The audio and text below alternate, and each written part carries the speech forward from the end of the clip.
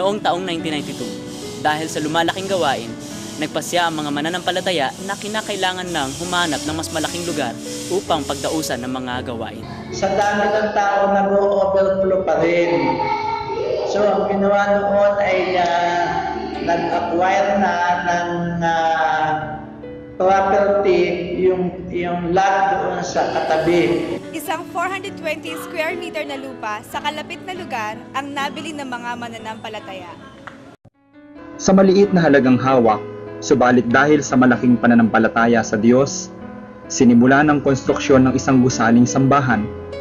Malaking halaga din ang ginugol upang may patayo ang gusaling ito. Ang konstruksyon ay tumagal ng mahigit 1 taon.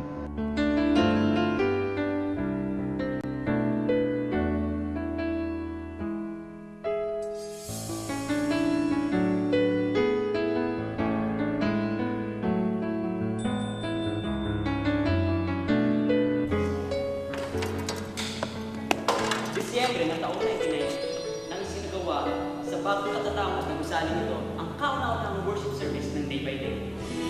Sama-sama, purihin natin siya.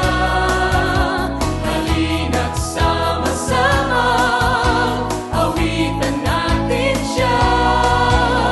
Ipalakpak ang inyong kamay, itaas at ikaway. Lahat ay magsabing Diyos ay buhay. Taong 1998 na naging kabahagi ng Day by Day Muntinlupa, mahigit 10 pamilya po kami na sabay-sabay na nakikibahagi sa gawain ito.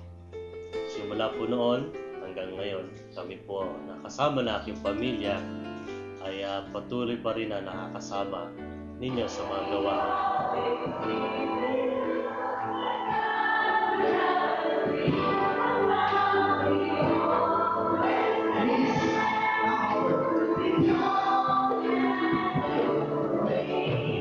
Sa patuloy na paglago ng gawain sa lugar na ito, 2 worship services na ang isinasagawa.